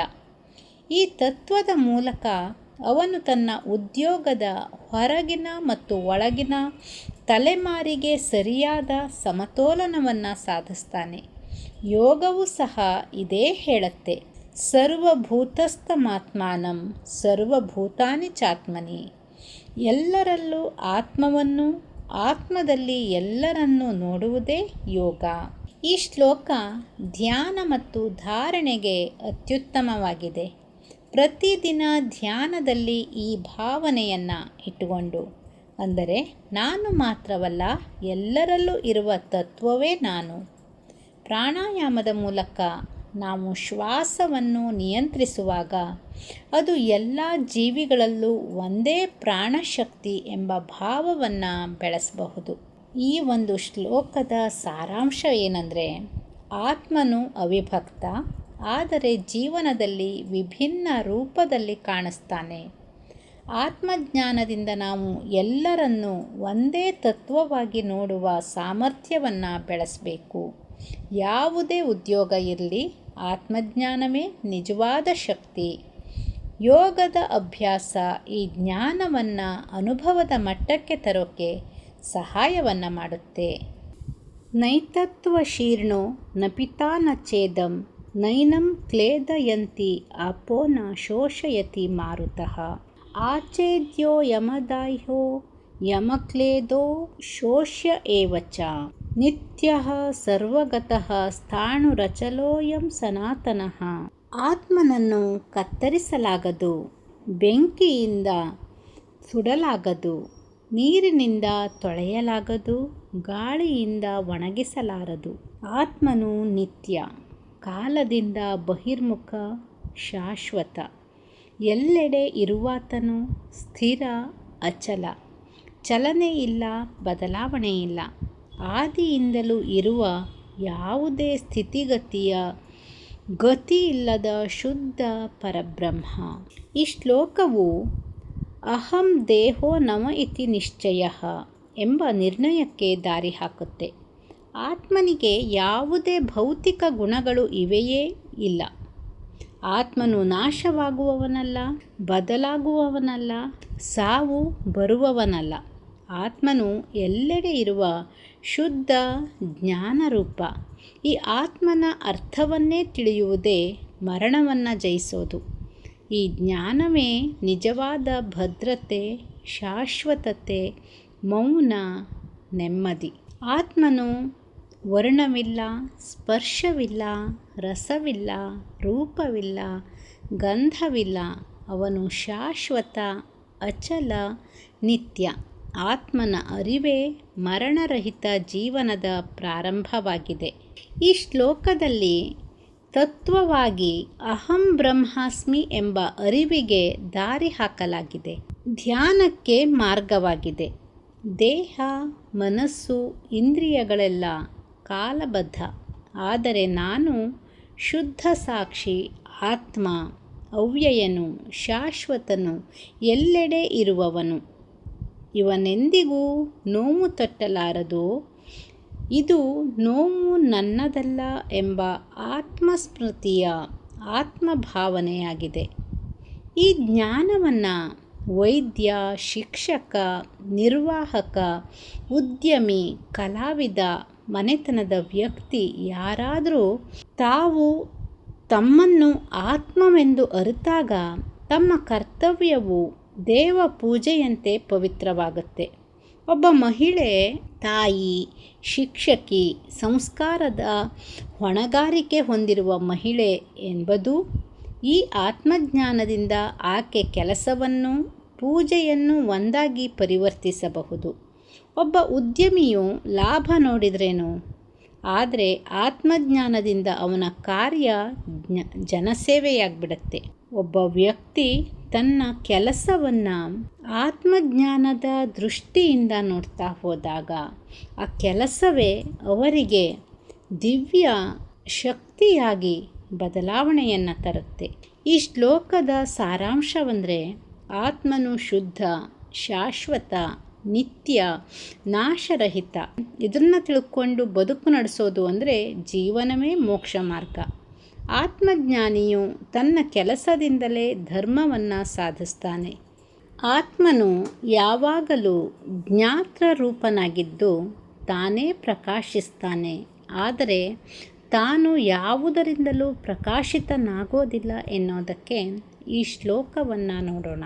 ನ ತತ್ರ ಸೂರ್ಯೋ ಭಾತಿ ನ ಚಂದ್ರ ತಾರಕಂ ನೇಮಾ ವಿದ್ಯುತ್ತೋ ಭಾಂತಿ ಕುತೋಯಮಗ್ನಿಃ ತಮೇವ ಭಾಂತಮನುಭಾತಿ ಸರ್ವಂ ತಸ್ಯ ಭಾಸ ಸರ್ವಮಿದಂ ವಿಭಾತಿ.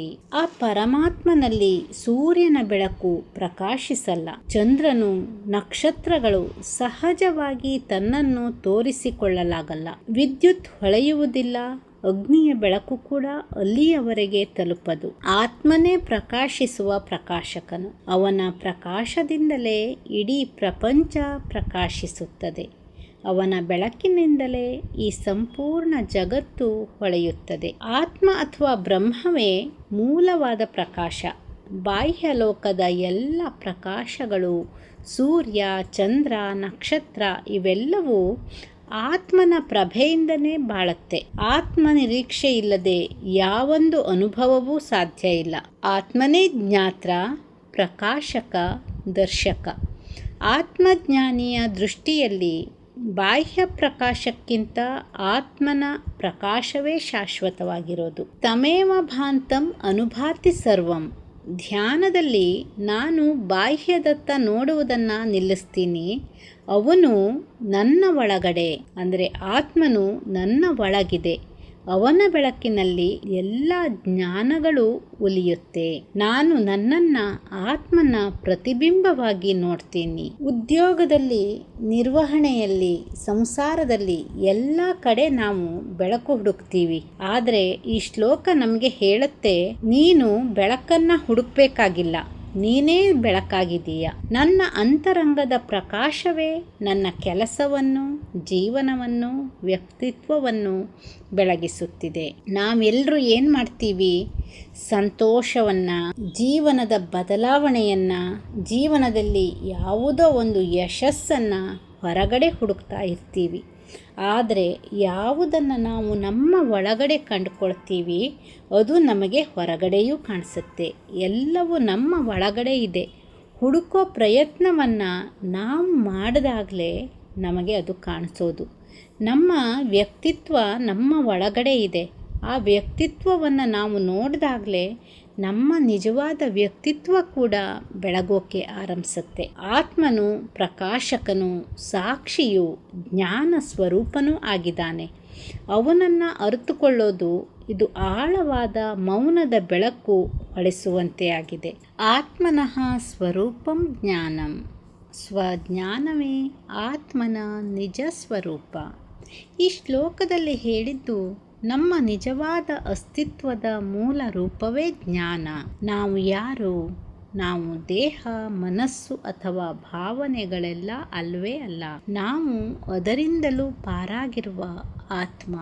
ನಮ್ಮಲ್ಲಿರುವ ಜ್ಞಾನವೇ ನಿಜವಾದ ಸ್ವರೂಪ. ಪ್ರಪಂಚದಲ್ಲಿ ಪ್ರತಿಯೊಂದು ವಸ್ತುವಿಗೂ ರೂಪ ಮತ್ತು ಸತ್ವವಿದೆ. ಹಾಗೆ ನಾವು ಮಾನವರು ಕೂಡ ದೇಹ, ಮನಸ್ಸಿನ ಮಿತಿಗೆ ಬಿದ್ದಿರ್ತೀವಿ.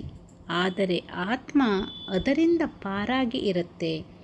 ಆತ್ಮಜ್ಞಾನವೇ ನಮ್ಮ ನಿಜವಾದ ನಾನು ಎಂಬ ಭಾವನೆಯ ಬೆಳಕಾಗಿದೆ. ಒಂದು ಹುಡುಗ ಇದ್ದ.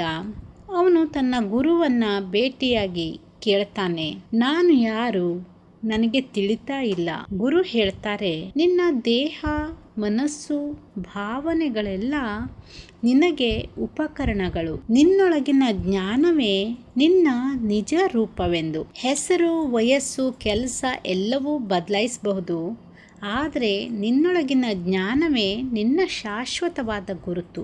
ಆಗ ಈ ವಿಷಯವನ್ನು ತಿಳ್ಕೊಂಡ ಅವನು ಧ್ಯಾನ ಮತ್ತು ಸ್ವಾಧ್ಯಾಯದಿಂದ ತನ್ನ ಒಳಗಿನ ಜ್ಞಾನವನ್ನು ಹುಡುಕೋಕೆ ಪ್ರಾರಂಭಿಸ್ತಾನೆ. ದಿನದಿಂದ ದಿನಕ್ಕೆ ಅವನೊಳಗಿನ ತತ್ವಜ್ಞಾನ ಬೆಳಗೋಕೆ ಆರಂಭಿಸುತ್ತೆ. ನರ್ಯಃ ಶ್ರದ್ಧೆಯ ಪ್ರಜ್ಞಾ ನಿಶ್ಚಿತ ಧರ್ಮ ಸ್ವಯಂ ಸರ್ವಂ ಪಶ್ಯತಿ ಯೋನಾಂ ವಿದ್ವಾನ್ ಮನುಷ್ಯಾಂ ವಿದ್ವಾನ್ ಸ್ಮೃತ್ವಾ ಜಗತಿ ಧೃತಂ. ಈ ಶ್ಲೋಕ ಹೇಳುತ್ತೆ, ಒಬ್ಬ ಮನುಷ್ಯನು ಶ್ರದ್ಧೆ, ಜ್ಞಾನ ಮತ್ತು ಧರ್ಮವನ್ನು ಹೊಂದಿದ್ದಾಗ ಅವನು ತನ್ನ ಜೀವನದ ನಿಜಾರ್ಥವನ್ನು ತಿಳಿದುಕೊಳ್ತಾನೆ. ಅವನಿಗೆ ಸೃಷ್ಟಿಯ ಸತ್ಯ, ಜಗತ್ತಿನ ಮೂಲ ಮತ್ತು ತನ್ನ ಪಾತ್ರದ ಸ್ಪಷ್ಟತೆ ಉಂಟಾಗುತ್ತದೆ. ಶ್ರದ್ಧೆ ಎಂದರೆ ನಂಬಿಕೆ ಮಾತ್ರ ಅಲ್ಲ, ಅದು ಅನುಭವಕ್ಕೆ ಆಧಾರವಾಗಿರಬೇಕು. ಪ್ರಜ್ಞಾ ಎಂದರೆ ಸ್ಪಷ್ಟವಾದ ಜ್ಞಾನ. ನಿಶ್ಚಿತ ಧರ್ಮ ಎಂದರೆ ನಿರ್ಣಯಿಸುವ ನೀತಿ ಪಾಲನೆಯಾಗಿದೆ. ಈ ಮೂರು ಗುಣಗಳನ್ನು ಹೊಂದಿದವನು ಇಂದ್ರಿಯಗಳ ಬಲವನ್ನು ನಿಯಂತ್ರಿಸಿ ಲೋಕವನ್ನು ಸತ್ಯದ ದೃಷ್ಟಿಯಿಂದ ನೋಡೋಕೆ ಸಾಧ್ಯವಾಗುತ್ತೆ. ಯಾವುದೋ ಒಂದು ಉದ್ಯೋಗದಲ್ಲಿ ನಿರತವಾಗಿರೋ ವ್ಯಕ್ತಿ ತನ್ನ ಕೆಲಸದಲ್ಲಿ ಮಾತ್ರ ಮುಂದುವರಿತಿದ್ದ. ಆದರೆ ಜೀವನದಲ್ಲಿ ಆತ್ಮತೃಪ್ತಿ ಇಲ್ಲದೆ ತೊಂದರೆಗೊಳಗಾಗ್ತಾ ಇದ್ದ. ಆತ್ಮಜ್ಞಾನಿ ಒಬ್ಬರು ಅವನಿಗೆ ಹೇಳ್ತಾರೆ, ನೀನು ನಿನ್ನ ಕಾರ್ಯದಲ್ಲಿ ಶ್ರದ್ಧೆ, ಜ್ಞಾನ, ಧರ್ಮವನ್ನು ಹೊಂದಿದರೆ ನಿನ್ನ ಕೆಲಸ ನಿನ್ನ ಯೋಗವೂ ಆಗತ್ತೆ ಅಂತ. ಆಗ ಅವನಿಗೆ ತಿಳಿಯುತ್ತೆ, ಕೆಲಸವೇ ಕೇವಲ ಉದ್ಯೋಗ ಅಲ್ಲ, ಅದು ಆತ್ಮದ ಬೆಳಕಿನ ದಾರಿ. ಶ್ರದ್ಧೆ ಮತ್ತು ಜ್ಞಾನದಿಂದ ಕೆಲಸ ಮಾಡುವಾಗ ಆತ್ಮ ತನ್ನ ಚೈತನ್ಯವನ್ನು ಅನಾವರಣ ಮಾಡುತ್ತೆ ಅನ್ನೋದು ಆಗ ಅವನಿಗೆ ತಿಳಿಯುತ್ತೆ. ಯತ್ನೇನಾತ್ಮನೋ ನ ನಿಯತಃ ಸಂಪದೋ ಸಂಪತ್ತಿ ನಿಹಿತಾ ಗತಿ ಆಸಯ ಮಾನೋ ಗತಿಂ ಗಮಯೇ ಕಿಂಚಿನ ಸ್ಮೃತಿ ಕಲ್ಪಿತಾ ಸ್ಯಾತ್. ಆತ್ಮದ ಜ್ಞಾನ ಮತ್ತು ಶಾಂತಿ ಸಾಧನೆಗೆ ನಿರಂತರ ಯತ್ನ ಅಗತ್ಯ. ನಿಯಮಿತ ಅಭ್ಯಾಸ ಅಥವಾ ಸಾಧನೆಯಿಂದಲೇ ಆತ್ಮ ತನ್ನ ಗಮ್ಯಸ್ಥಾನವನ್ನು ತಲುಪುತ್ತೆ. ಮನಸ್ಸಿನಲ್ಲಿ ಏಕಾಗ್ರತೆ, ನೆನಪುಗಳು ಶುದ್ಧವಾಗಿರಬೇಕು. ಪ್ರಯತ್ನವಿಲ್ಲದೆ ಆತ್ಮಜ್ಞಾನದ ಗಮ್ಯ ತಲುಪೋಕೆ ಸಾಧ್ಯವಿಲ್ಲ. ಅಂದರೆ ಪ್ರತಿದಿನವೂ ಧ್ಯಾನ, ಸ್ವಾಧ್ಯಾಯ, ನೀತಿ ಪಾಲನೆ ಇದ್ದರೆ ಮನಸ್ಸು ಸ್ಥಿರವಾಗಿರುತ್ತೆ. ಈ ಸ್ಥಿರತೆ ಆತ್ಮಜ್ಞಾನಕ್ಕೆ ಪಥ ಪ್ರದರ್ಶನವಾಗುತ್ತೆ. ಒಬ್ಬ ವಿದ್ಯಾರ್ಥಿ ಗುರುಗಳ ಹತ್ರ ಕೇಳ್ತಾನೆ, ಆತ್ಮಜ್ಞಾನವನ್ನು ನಾನು ಶೀಘ್ರದಲ್ಲೇ ಪಡಿಬೇಕು ಅಂತ ಬಯಸ್ತೀನಿ, ಅದು ಹೇಗೆ ಸಾಧ್ಯ? ಗುರು ಹೇಳ್ತಾರೆ, ನಿತ್ಯ ಪ್ರಯತ್ನದಿಂದ ಮನಸ್ಸಿನಲ್ಲಿ ಏಕಾಗ್ರತೆ ಮತ್ತು ಶುದ್ಧತೆ ಇದ್ದರೆ ಆತ್ಮಜ್ಞಾನ ಸ್ವತಃ ಬರುತ್ತೆ. ಅವನು ನಿರಂತರ ಧ್ಯಾನದಲ್ಲಿ ನಿಷ್ಠೆಯಿಂದ ತೊಡಗಿಸ್ಕೊಳ್ತಾನೆ. ದಿನಗಳು ಹೋದಂತೆ ಅವನ ಮನಸ್ಸು ನಿರ್ಜಲವಾಗಿ, ಸ್ಥಿರವಾಗಿ, ಶುದ್ಧವಾಗುತ್ತೆ. ಆಗ ಆತ್ಮಜ್ಞಾನ ಸ್ಪಷ್ಟವಾಗಿ ಅರ್ಥಗೊಳ್ಳೋಕ್ಕೆ ಆರಂಭಿಸ್ತಾನೆ. ನಾವು ಕಠೋಪನಿಷತ್ತಿನ ಈ ಸತ್ಸಂಗದಲ್ಲಿ ಅನೇಕ ಶ್ಲೋಕಗಳ ಮೂಲಕ ಆತ್ಮಜ್ಞಾನದ ತತ್ವವನ್ನು ತಿಳ್ಕೊಂಡಿದ್ದೀವಿ. ನಮ್ಮ ನಿಜವಾದ ಸ್ವರೂಪವೆಂದರೆ ಜ್ಞಾನವೇ ಅಥವಾ ಆತ್ಮನಃ ಸ್ವರೂಪಂ ಜ್ಞಾನಂ. ಇದು ನಮಗೇನು ಇರಬೇಕು, ನಾವೇನು ಆಗಬೇಕು ಅವಗಾಹನವಾಗಿ ತಿಳಿಸಿದೆ. ಶ್ರದ್ಧೆ, ಜ್ಞಾನ, ಧರ್ಮ ಈ ಮೂರು ಗುಣಗಳಿಂದ ಜೀವನ ಶುದ್ಧವಾಗುತ್ತೆ. ನಾವು ಯಾರೋ ಎಂಬ ಗೊಂದಲವನ್ನು ತೊರೆದು ನಿಜವಾದ ಸತ್ಯವನ್ನು ಅರಿತುಕೊಳ್ತೀವಿ. ನಾವು ನಮ್ಮ ಜೀವನದಲ್ಲಿ ಇವುಗಳನ್ನು ಅನುಸರಿಸಬೇಕು. ನಿತ್ಯ ಪ್ರಯತ್ನ, ನಿರಂತರ ಅಭ್ಯಾಸ, ಇದುವೇ ಆತ್ಮಜ್ಞಾನಕ್ಕೆ ದಾರಿಯಾಗಿದೆ. ಮನಸ್ಸಿನ ಏಕಾಗ್ರತೆ, ಶುದ್ಧತೆ ಮತ್ತು ಶಾಂತಿ ಇಲ್ಲದೆ ನಮಗೆ ಸತ್ಯವನ್ನು ತಿಳಿಯೋಕ್ಕೆ ಸಾಧ್ಯವಿಲ್ಲ. ದೇಹ ಮನಸ್ಸು ಮಾತ್ರ ನಾವಲ್ಲ, ನಿಜವಾದ ನಾನು ಆತ್ಮಜ್ಞಾನದಿಂದ ಅರಿತ ಅಹಂಕಾರವಿಲ್ಲದ ಸ್ವರೂಪವಾಗಿದೆ. ಜೀವನದಲ್ಲಿ ಶ್ರದ್ಧೆ, ಪ್ರಜ್ಞೆ, ಧರ್ಮ ಮತ್ತು ಪ್ರಯತ್ನವೇ ಬೆಳಕಿನ ಮಾರ್ಗವಾಗಿದೆ. ನಿರಂತರ ಸ್ವಾಧ್ಯಾಯ ಮತ್ತು ಧ್ಯಾನದಿಂದ ಮಾತ್ರ ಆತ್ಮಜ್ಞಾನ ಬೆಳೆಯುತ್ತೆ. ನಮ್ಮ ಉದ್ಯೋಗ, ವೃತ್ತಿ, ಪ್ರತಿದಿನದ ಜೀವನವೇ ಆತ್ಮಜ್ಞಾನ ಸಾಧನೆಯ ವೇದಿಕೆಯಾಗಬೇಕು ಎನ್ನೋದನ್ನು ನಾವಿಂದು ತಿಳ್ಕೊಂಡ್ವಿ. ಹಾಗಿದ್ರೆ ಈ ಆತ್ಮಜ್ಞಾನವನ್ನು ಪಡ್ಕೊಳ್ಳೋಕ್ಕೆ ನಾವು ಏನನ್ನು ಬದಲಾಯಿಸ್ಕೋಬೇಕು? ಬಾಹ್ಯ ಲೋಕದಲ್ಲಿ ಇಲ್ಲದೆ ಒಳನೋಟಕ್ಕೆ ಹೆಚ್ಚಾಗಿ ಗಮನ ಹರಿಸಬೇಕು. ಮನಸ್ಸನ್ನು ನಿಯಂತ್ರಿಸಿ ಇಂದ್ರಿಯ ಬಂಧನಗಳಿಂದ ಮುಕ್ತವಾಗಬೇಕು. ನಿರಂತರ ಯತ್ನದಿಂದ ಜೀವನ ಶ್ರದ್ಧೆ ಮತ್ತು ಧರ್ಮಪರವಾಗಿರಬೇಕು. ನಾವು ನಾನು ಎಂಬ ಬಾಧ್ಯತೆ, ನೋವು, ಆತಂಕಗಳನ್ನು ನಿಜವಾದ ಆತ್ಮದಿಂದ ಬೇರ್ಪಡಿಸುವ ಕಲೆಯನ್ನು ಹೊಂದಬೇಕು. ಹಾಗಿದ್ರೆ ನಾವು ಏನನ್ನು ಬದಲಾಯಿಸ್ಕೊಂಡ್ವಿ ಇವತ್ತು? ಈ ಸತ್ಸಂಗದ ಮೂಲಕ ಆತ್ಮಜ್ಞಾನ ಮಾರ್ಗದ ಪ್ರಾಥಮಿಕ ಬೆಳಕನ್ನು ಹಚ್ಚಿದ್ದೀವಿ. ಜೀವನದ ಅರ್ಥ, ನಾವು ಯಾರೋ ಎಂಬ ಗಂಭೀರ ಪ್ರಶ್ನೆಗೆ ಸ್ಪಷ್ಟ ಉತ್ತರ ಹುಡುಕಲು ಉತ್ಸುಕರಾಗ್ತಿದ್ದೀವಿ. ಜೀವನದ ಸಂಕಟಗಳನ್ನು ಆತ್ಮದ ದೃಷ್ಟಿಯಿಂದ ನೋಡೋಕ್ಕೆ ಸಾಧ್ಯವಿದೆ ಎನ್ನೋದನ್ನು ಅರ್ಥಕೊಂಡ್ವಿ. ಕಠೋಪನಿಷತ್ತಿನ ಶ್ಲೋಕಗಳ ಈ ಮಹತ್ವವನ್ನು ಮನಸ್ಸಿನ ತಾಳಮೇಳದಂತೆ ಜ್ಞಾಪಿಸಿಕೊಳ್ಳಿ. ಅವಿಭಕ್ತಂ ವಿಭಕ್ತೇಷು ಲೋಕವು ಅಖಂಡ ವಾಸ್ತವತೆಯೊಂದಿಗೆ ಆತಂಕಾರವಿಲ್ಲದ ಒಂದು ಆತ್ಮವಾಗಿದೆ. ಅಂದರೆ ಅಜ್ಞಾನದ ಅಂಧಕಾರವಿಲ್ಲದ ಒಂದು ಆತ್ಮವಾಗಿದೆ. ನಾವು ವಿಭಕ್ತರು ಅಲ್ಲ. ನಮ್ಮಲ್ಲಿರುವ ಅಂತರಾಳದ ಜ್ಞಾನವೇ ನಮ್ಮ ನಿಜಸ್ವರೂಪ. ನಮ್ಮ ಜೀವನವು ನಿತ್ಯ ಆತ್ಮಜ್ಞಾನ ಯಾತ್ರೆಯಾಗಬೇಕು. ಪ್ರತಿ ಕ್ಷಣವೂ ನಾವು ಆತ್ಮದ ಬೆಳಕಿನಲ್ಲಿ ನಡೆಯೋಣ. ಮನಸ್ಸಿನಲ್ಲಿ ಶಾಂತಿ, ಶುದ್ಧತೆ ಮತ್ತು ಪ್ರಜ್ಞೆ ಹೆಚ್ಚಿಸೋಣ. ಈ ನುಡಿಗಳು ನಿಮ್ಮ ಹೃದಯದ ಆಳಕ್ಕೆ ತಲುಪಲಿ. ನಿಮ್ಮ ಜೀವನದ ಪ್ರತಿಯೊಂದು ಕ್ಷಣವೂ ಜ್ಞಾನ, ಪ್ರೀತಿ, ಶಾಂತಿ ತುಂಬಿ ಬೆಳೆಯಲಿ. ಇಂದು ನಾವು ಆಳವಾದ ಆತ್ಮಜ್ಞಾನದ ಮಹಾಯಜ್ಞದಲ್ಲಿ ಒಂದಾಗಿ ಕಠೋಪನಿಷತ್ತು ಮತ್ತು ವಿವೇಕ ಚೂಡಾಮಣಿ ಮೂಲಕ ಆಧ್ಯಾತ್ಮಿಕ ಬೆಳಕು ಪಡೆಯುವ ಪ್ರಯಾಣವನ್ನು ನಡೆಸಿಕೊಂಡೆವು. ಲೋಕವು ಅಖಂಡ, ಅವಿಭಕ್ತ ಎಂಬ ಸತ್ಯದ ಅರಿವು, ಆತ್ಮದಲ್ಲಿ ಅಜ್ಞಾನವಿಲ್ಲದ ಶುದ್ಧ ಜ್ಞಾನ ಸ್ಥಿತಿ ಹಾಗೂ ಜೀವನದ ಸತ್ಯಾರ್ಥದ ಬಗೆಯಲ್ಲಿನ ವಿವೇಕದ ಮಹತ್ವವನ್ನು ನಾವು ಗಮನಿಸಿದ್ದೇವೆ. ನಮ್ಮ ಜೀವನದ ಪ್ರತಿದಿನದ ಸವಾಲುಗಳ ಮೂಲಕವೇ ನಾವು ಆತ್ಮಜ್ಞಾನದ ಮಾರ್ಗದಲ್ಲಿ ನಡೆದುಕೊಂಡು ಹೋಗಬಹುದು ಎಂಬ ನಂಬಿಕೆಯನ್ನು, ಜೀವನದ ಸಾಂಸಾರಿಕ ಬಿಕ್ಕಟ್ಟಿನ ನಡುವೆ ಆತ್ಮಜ್ಞಾನದ ದೀಪದ ಬೆಳಕನ್ನು ಕಾಣುವ ಧೈರ್ಯವನ್ನು ಹಂಚಿಕೊಂಡೆವು. ಇದು ಯೋಗ ಮತ್ತು ವೇದಾಂತದ ಸಂಯೋಜನೆ, ನಮ್ಮ ಶಾರೀರಿಕ, ಮಾನಸಿಕ ಹಾಗೂ ಆತ್ಮೀಯ ಉತ್ಕರ್ಷಕ್ಕೆ ದಾರಿ ತೋರಿಸುವ ಮಾರ್ಗವಾಗಿದೆ. ನಮ್ಮ ಶುಭಯೋಗ ಯೂಟ್ಯೂಬ್ ಚಾನೆಲ್ನಲ್ಲಿ ಇಂತಹ ಆಳವಾದ ಆತ್ಮಜ್ಞಾನ, ಯೋಗದ ಅನ್ವಯ ಮತ್ತು ಪ್ರಸ್ತುತ ಜೀವನ ಶೈಲಿಗೆ ಅನುಗುಣವಾದ ಪ್ರವಚನಗಳು ಹಾಗೂ ಸತ್ಸಂಗಗಳನ್ನು ನೀವು ನಿಯಮಿತವಾಗಿ ಅನುಭವಿಸಬಹುದು.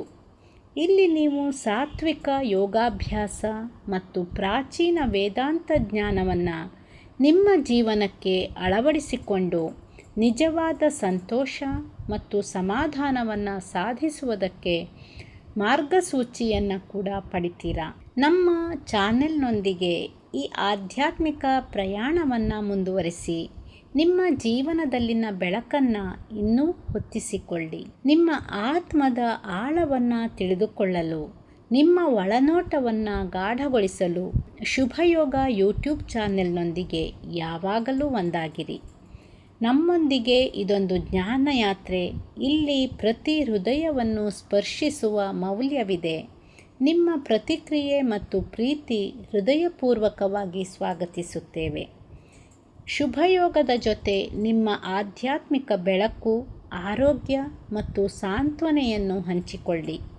ನಿಮ್ಮ ಶಕ್ತಿ, ನಿಮ್ಮ ಶಾಂತಿ, ನಿಮ್ಮ ಆತ್ಮಜ್ಞಾನ ಇಲ್ಲಿದೆ ಶುಭಯೋಗದಲ್ಲಿ. ಧನ್ಯವಾದಗಳು.